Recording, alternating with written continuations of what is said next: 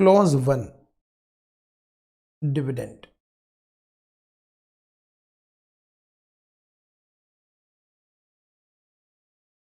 Dividend चाहे कुछ भी हो जाए, डिविडेंड अदर सोर्सेज माना जाएगा। ये बात हमने टैक्स रेट में भी एक बार डिस्कस किया था। डिविडेंड कुछ भी हो जाए, अदर सोर्सेज है। आप शेयर ट्रेडर हो, आपके लिए स्टॉक है शेयर, तो डिविडेंड कहां जाना चाहिए? जाना तो सर पीजीबीपी में चाहिए, अदर सोर्सेज होगा। कुछ भी हो जाए तो डिविडेंड अदर सोर्सेज की इनकम मानी जाएगी। और ये डिविडेंड ही है जिसको आप म्यूचुअल फंड कहते हो। ये जो इनकम आपको म्यूचुअल फंड पे मिलती है, इनकम ऑन म्यूचुअल फंड, ये डिविडेंड ही होता है। अब ये बहुत अच्छा एक सुप्रीम कोर्ट का जजमेंट जो 1965 का था, है क्या मैटर बताता हूं। ऐसा समझो,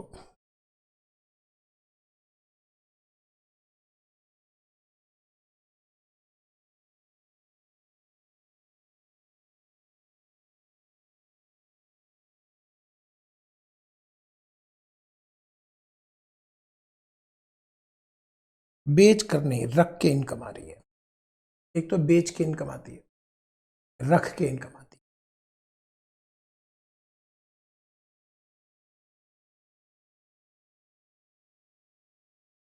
है। एक तो हम सिक्योरिटी को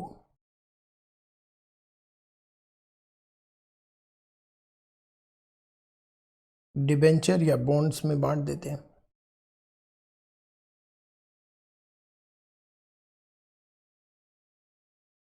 दूसरी तरफ शेयर्स म्यूचुअल फंड।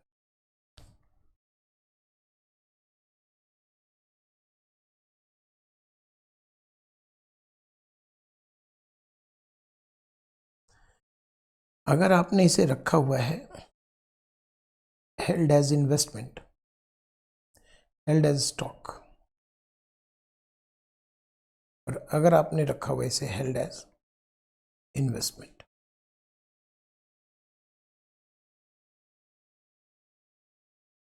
अगर आपने इसे स्टॉक के रूप में रखा है तो जो आपको ब्याज मिलेगा, ब्याज, वो पीजीबीपी है। और अगर आपने इसे इन्वेस्टमेंट के रूप में रखा है तो आपका जो ब्याज है वो इनकम फ्रॉम अदर सोर्सेज है। दूसरी तरफ शेयर म्यूचुअल फंड पर आ जाइए, शेयर और म्यूचुअल फंड पर आ जाइए।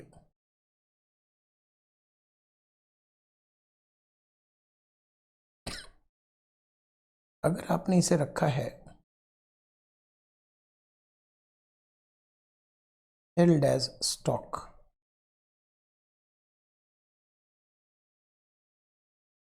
हेल्ड एज इन्वेस्टमेंट, समस्या को समझिएगा। आंसर तो सेम ही होना चाहिए था सर। हेल्ड एज स्टॉक तो पीजीबीपी, डिविडेंड इज पीजीबीपी, और held as investment then dividend is other sources. लेकिन चूंकि स्पेसिफिकली 56(2)(1) में 56(2) क्लॉज 1, 56(2) क्लॉज 1 स्पेसिफिकली मेंशन है कि डिविडेंड कुछ भी हो जाए आईएफओएस ही माना जाएगा।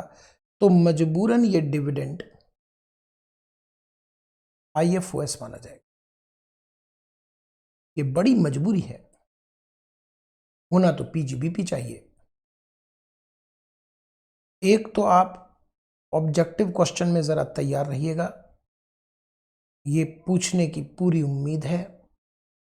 एक तो आप इस पे तैयार रहिएगा, एक तो आप इस पे तैयार रहिएगा। दूसरा,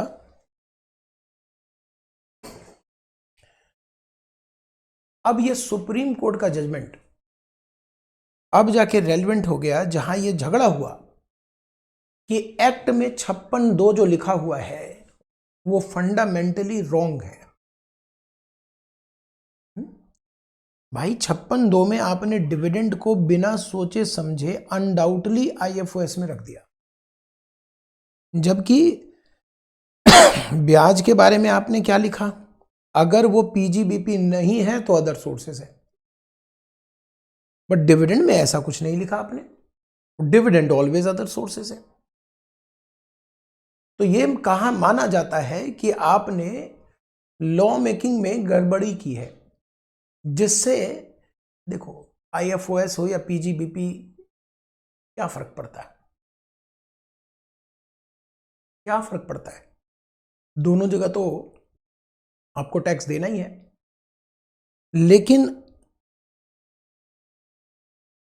एक व्यक्ति कहता है कि मुझे सेट ऑफ में दिक्कत आ रही है, क्योंकि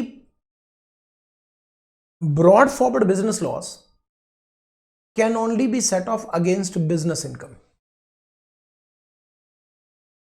Brought forward business loss can only be set off against business income. And now it is my business income because security shares are held as stock in trade. Dividend must come under under PGBP. But due to section 56(2)(1) specifically mentioned dividend is taxed under other sources, my brought forward business loss cannot be set off. Supreme court ने judgement दिया, राधा स्वामी का case था, राधा स्वामी bank. इस case में judgement दिया कि ठीक है आईएफओएस की इनकम मानी जाएगी, लेकिन सेट ऑफ के पर्पस से इसे पीजीबीपी माना जाए। ये बड़ा यूनिक जजमेंट आ गया, ये तो बहुत ही यूनिक जजमेंट आ गया। जजमेंट क्या है सुनिएगा, डिविडेंड को deemed as PGBP for the purpose of set off. Set off के पर्पस से यह आईएफओएस नहीं माना जाएगा। कब? जब shares held as stock in trade हो। तो डिविडेंड टैक्सेबिलिटी में, यानी आपको जो शो करना है वो तो अदर सोर्सेज में शो करना है, सब कुछ अदर सोर्सेज में करना है, लेकिन सेट ऑफ के व्यू पॉइंट से you can set of your brought forward lost against dividend income, you can set of your brought forward lost against dividend income, even though 56(2)(1) provides dividend must come under other sources।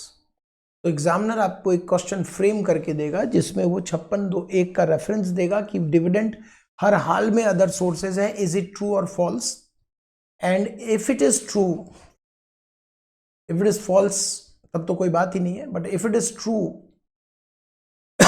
तो क्या dividend income on security held stock in trade can be available for set off against brought forward business loss।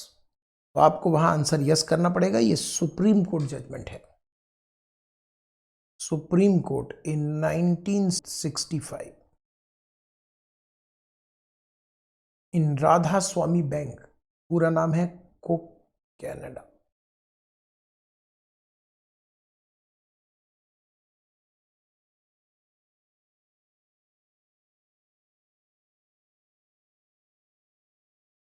Note कीजिए।